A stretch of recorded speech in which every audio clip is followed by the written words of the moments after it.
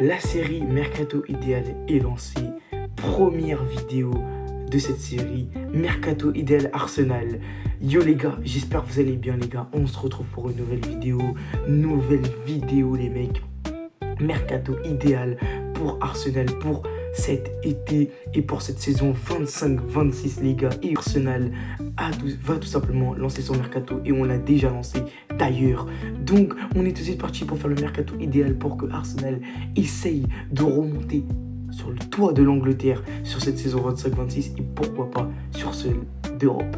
Donc avant que la vidéo ne commence, n'hésite pas à t'abonner. Voilà, je pense que ce concept-là, c'est le concept que vous aimez le plus en tant qu'abonné, vous qui me regardez. Donc n'hésitez pas à vous abonner, n'hésitez pas à liker pour récompenser le travail. Ça fait extrêmement plaisir, ça demande beaucoup de recherche pour faire des mercatos idéales. Donc n'hésitez pas à liker et bien évidemment aussi, comme d'habitude, à partager. Si vous avez un ami Gunners qui veut regarder le mercato, n'hésitez pas à le partager cette vidéo. Sur ce les gars, on peut tout de suite y aller, let's go. Les gars, on est tout de suite parti. Donc les gars, on va commencer par les départs de ceux qui reviennent de prêt tout simplement et de ceux tout simplement que je vais mettre en vente. Donc on est parti, donc Neto qui va revenir tout simplement de prêt, je les laisse partir gratuitement. Sterling va partir gratuitement et va retourner à Chelsea. Tavares, je le vends pour 10 millions d'euros à tout simplement la Lazio, car à l'heure où je tourne cette vidéo, c'est pratiquement conclu. Longonga les gars, je le vends 10 millions d'euros. Nelson, je le vends 10 millions d'euros aussi. Vieira, je le vends aussi 10 millions d'euros. Et je vends le bon vieux 1 pour 5 millions d'euros. Je laisse partir libre Tierney. Merci pour tout Tierney. Franchement, c'est un mec qui ne crée pas d'embrouille dans les vestiaires, qui est correct envers son club. Donc franchement, merci pour tout Tierney. Bonne continuation à toi mon frérot. Ton passage Arsenal a été très compliqué. Tu as eu beaucoup de prêts, notamment à la Real Sociedad, etc. Voilà, là c'est bon, il faut couper les ponts avec Tierney. Ça ne marchera jamais avec Arsenal. Mais merci pour tout mon frérot. Jorginho libre. Donc Tierney on laisse partir libre. Et Jorginho aussi. Merci beaucoup Jorginho. Franchement, tu nous as rendu quand même de bons services. Merci beaucoup. Franchement, ta carrière a été très bonne. Mais je pense que là frérot, c'est fini. À chaque fois qu'on le voyait sur le terrain, il faisait parfois de bonnes choses, on va pas se mentir. Mais on voyait que parfois ça tirait physiquement. Et que voilà, maintenant pour moi, Jorginho, c'est sa carrière d'entraîneur qui doit commencer et mettre fin à sa carrière de joueur. Merci beaucoup pour ce que tu as fait, Jorginho, pour le club. Même s'il n'a pas fait extrêmement beaucoup de choses. Mais merci pour ce que tu as fait pour le club. Donc je laisse partir libre et je vends le bon vieux Zinchenko pour 20 millions d'euros. 70 millions au total pour l'instant, même s'il y en a dans la composition d'équipe de base que je vais enlever. Donc, les gars, on va tout de suite passer au vif du sujet, aux arrivées. On va revoir toute la compo ensemble, on va faire poste par poste les gars. Je vais vous dire ce que j'en vais enlever dans les titulaires. Tout simplement, on fera poste par poste et je vous dirai les recrues dont j'ai envie de recruter. C'est par le gardien Raya. Il y a tout simplement un gardien qui part libre. Donc les gars, Raya n'a pas de doublure. Voilà, n'a pas de doublure les gars. Donc il va falloir tout simplement lui trouver une doublure. Et monsieur Johan Garcia. Voilà les gars, je pense qu'il n'y a pas 30 ans à chercher les gars. Johan Garcia, je le fais venir pour 20 millions d'euros. Je pense que c'est suffisant. Voilà, Arteta et la direction l'adorent. Je ne sais pas pourquoi d'ailleurs, je sais pas ce qu'il est spécial ce garçon. Mais on verra bien. Je le fais venir pour 20 millions d'euros. De toute façon, ce n'est qu'une doublure. Mais on ne sait jamais les gars. Si Raya est blessé, ça peut toujours dépanner. Donc je fais venir Johan Garcia pour 20 millions d'euros. Latéral gauche du coup. Latéral gauche, il n'y a rien à recruter. Lewis Kelly est titulaire, remplaçant Calafiori. Latéral droit, il n'y a non plus rien à changer. Timber est toujours titulaire, ça ne bouge pas. En doublure, il a White et Tomiyasu. Tomiyasu, tu vas me dire, mais pourquoi tu le vends pas? Blessé à H24. Donc qu'est-ce que tu veux faire d'un mec qui est blessé à H24?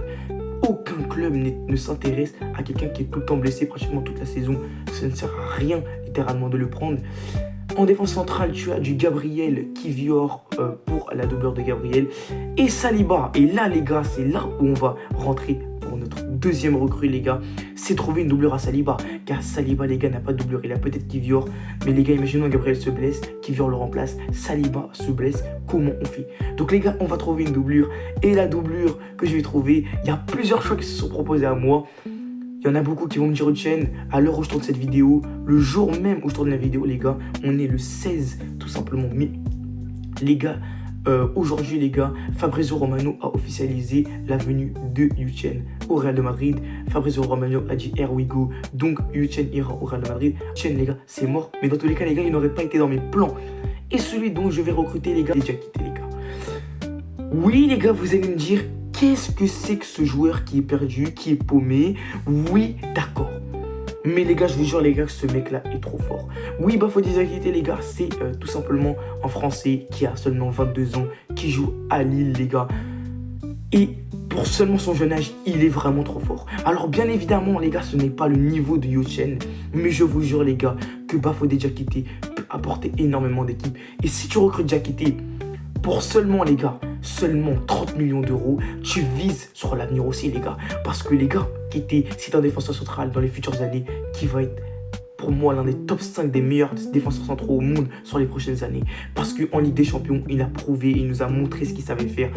Et en Ligue des Champions, il nous a régalé, les gars. Il a fait un très beau parcours avec Lille en LDC. Cette saison en Ligue 1, c'est très très solide. Bafodé Diakité, très bon physiquement, c'est un monstre physiquement. Défensivement, il est présent. Duel aérien, il est très fort, notamment sur les corners. Il met beaucoup de buts de la tête. Donc franchement, Bafodé Diakité, pour moi, c'est le profil parfait. Il a clairement le profil PL compatible. Donc pour moi, ce mec-là, il faut absolument l'acheter. Parce que je l'ai fait venir pour seulement 30 millions d'euros. Il est coté à 25 millions sur Transfermarkt. On va rajouter 7 millions en plus, on ne sait jamais. Parce que pour moi, il va y avoir quand même des clubs qui vont se l'arracher. Mais pour moi, 30 millions, tu fais venir tout simplement un très bon joueur. Passer au milieu de terrain. Car Monsieur Zubimendi est venu. Voilà, le mercato n'a même pas commencé, qu'on officialise déjà quelqu'un. Zubimendi vient pour 60 millions. Encore une fois, voilà, il y a une vidéo spéciale sur lui où j'ai parlé un peu de lui. Quand il a dit le Hugo Fabrizio Romano. Mais oui, Zubimendi, malheureusement parté, tu vas aller sur le banc de touche. Mais franchement, on a le milieu de terrain, je pense qu'il n'y a rien à dire. Au milieu, tu as Rice, Odegaard, Zubimendi. En doublure de Rice, tu as Merino. En doublure de Odegaard, tu as Nwaneri. Et en doublure de Zubimendi, tu as Partey. Donc pour moi, le milieu de terrain, ce n'est pas là où on recruter énormément. Même si, bon, Nwaneri, c'est encore jeune et on l'a vu cette saison, il a encore besoin de développement. Mais pour moi, oui, le milieu de terrain, c'est pas forcément là où tu dois plus le renforcer. C'est à l'attaque, je pense que c'est le poste que vous attendez le plus, bien évidemment. Attaque, les gars, ce que je fais, c'est qu'on passe à gauche. Déjà, je vends Martinelli pour 50 millions d'euros. Alors oui, il y en a beaucoup qui vont me dire, mais t'es fou, pourquoi vends-tu Martinelli? Martinelli, j'en ai marre. Voilà. J'en ai marre de lui, les gars. Martinelli, à un moment, il a fait une saison qui a été mauvaise. On va Martinelli, je le fais partir pour 50 millions. Déjà, tu te récupères pas mal d'argent. Martinelli, moi, j'en ai ras-le-bol. Je pense que tous les supporters Gunners en ont marre. Cette saison, c'est vraiment cette saison, il pourrait nous montrer qu'il est vraiment fort. Mais là, les gars, c'est bon. Martinelli, moi, j'en peux plus. Je pense qu'un club de première ligue comme Chelsea ou même Tottenham, tu peux le vendre. Ou même un club en Serie A ou pourquoi pas en Bundesliga. Tu peux le vendre clairement pour 50 millions. Il est coté à 50 millions sur tout simplement, non, 55 millions, je crois, sur tout simplement Transfermarkt. Je l'ai fait partir à 50 millions. À un moment, Martinelli, j'en ai marre. Il a du talent, mais devant les cages, ça bégaye trop. Donc Martinelli, je vais le faire partir et il va falloir trouver un remplaçant à Martinelli. Et la doublure, les gars, il est tout trouvé. Je vais faire venir Nico Williams pour 70 millions d'euros. Alors oui, les gars, c'est vrai que 70 millions, c'est quand même très cher pour un joueur qui n'a pas forcément confirmé. Mais Nico Williams, les gars, je vous jure que j'ai trop envie de voir le combo Nico Williams-Saka devant. Les gars, je vous jure que j'ai trop envie de voir. Parce que Nico Williams, c'est quelqu'un qui s'entend très bien vite avec quelqu'un. Donc pour moi, Saka, Nico Williams, ça peut être un très gros duo de PL. Un peu comme un Salah Mané. Ça peut être un très gros duo de PL. Il fracasse tout en Espagne avec Lamine Yamal. Donc pour moi, Nico Williams, ce serait la recrue parfaite. En réalité, j'ai regardé un peu des tweets avant de faire la vidéo. Il n'y a que Arsenal et Chelsea qui sont intéressés apparemment par le joueur parce que le Barça n'en veut pas.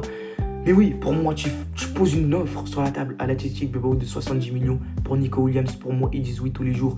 Et tu as un ailier qui, sur les 5-10 prochaines années, tu es assuré d'avoir un très bon ailier sur ton côté. Car ce mec-là percute énormément, marque des buts, fait des passes décisives. Et cet élément déclencheur qui peut te déclencher un match. Donc franchement, Nico Williams, pour moi, tu dois le faire venir. Et en réalité, qui tu peux faire venir à la place de Nico Williams? Il n'y a qui de meilleur sur le marché en réalité? Parce que, franchement, Nico Williams, c'est prenable. Tu poses 70 millions. Je vous jure que Nico Williams, les gars, il peut venir. de Nico Williams, c'est Trossard. Ouais, Trossard, j'ai envie de lui laisser une saison. Surtout qu'il n'a pas fait une saison non plus dégueulasse. Lui, au moins, il a concrétisé par les statistiques. Et c'est plutôt ça que j'aime chez Trossard. Trossard en doublure de Nico Williams à gauche. À droite, je ne vais rien changer. Saka reste, bien évidemment. On ne va pas vendre Saka, ça serait de la folie. De toute façon, il a prolongé son contrat jusqu'en 2027, je crois. En doublure de Saka, Gabriel Jesus. Voilà, Gabriel Jesus tout le temps blessé. Mais Nico Williams peut jouer à gauche comme à droite. Et puis de toute façon, t'as Trossard si Saka a un pépin où il doit se reposer. Et à droite, donc du coup, à droite, Saka et Jesus en doublure. Et on va passer en pointe. Et en pointe, c'est là où beaucoup de Gunners, les gars, sont mitigés. Alors même moi, le premier, les gars, parce que tu as vraiment plusieurs choix qui s'offrent à toi. Tu as un Šeško qui pourrait venir de Leipzig, qui fait une très grosse saison, Šeško avec Leipzig, qui pourrait venir. Tu as un Gyökeres qui casse tout avec le Sporting. Tu as aussi un Ekitike de Francfort à venir, tout très clairement.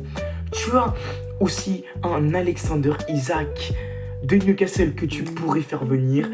Tu as un Oli Watkins aussi que tu pourrais faire venir. Plein de joueurs à toi. Tu as aussi un Jonathan David. Bon, les gars, je vais pas vous mentir, moi les gars, mon rêve ce serait de voir Isak. Voilà, Isak, ça serait littéralement mon rêve. Le problème c'est que Isak, les gars, coûte 150 millions d'euros. Les gars, je vais pas vous mentir, et ce n'est rien que mon avis.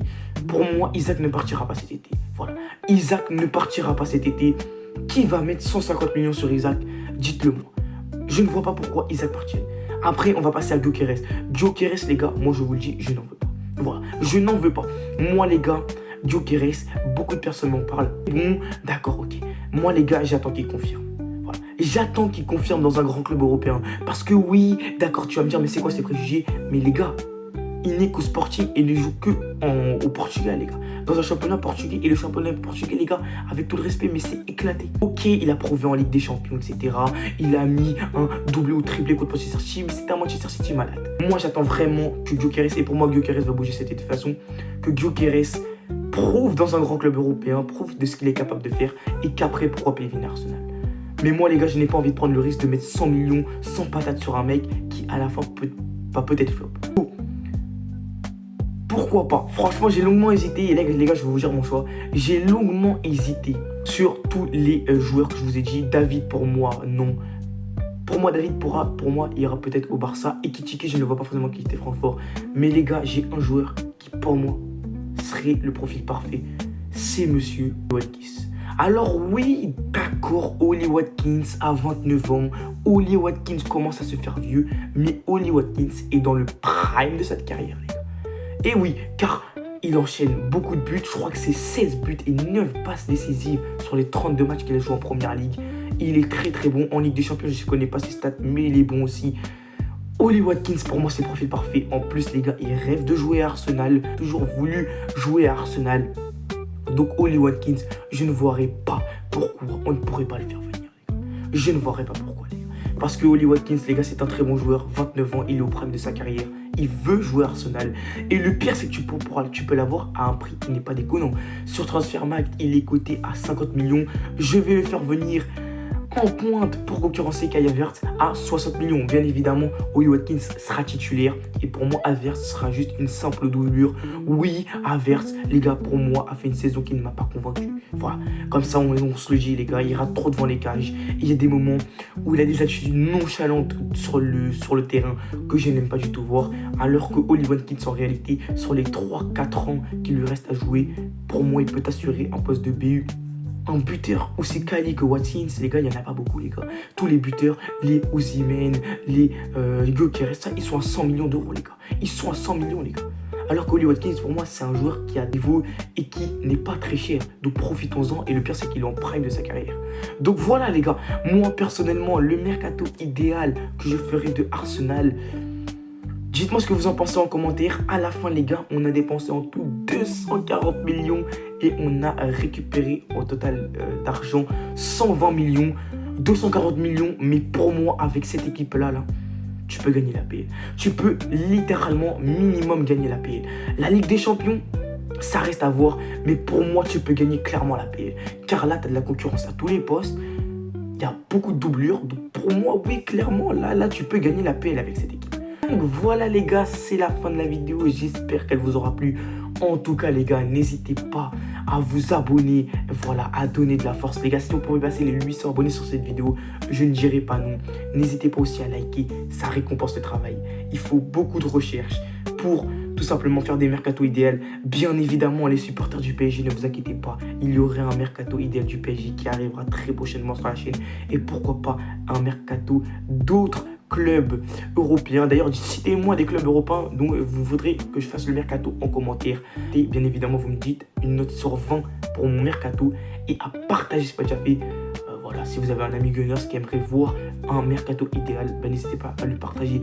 Sur ce, les gars, c'était Gabinho. On se retrouve pour une nouvelle vidéo ou pour un prochain live. Sur ce, les gars, c'est Gabinho. Ciao, les gars.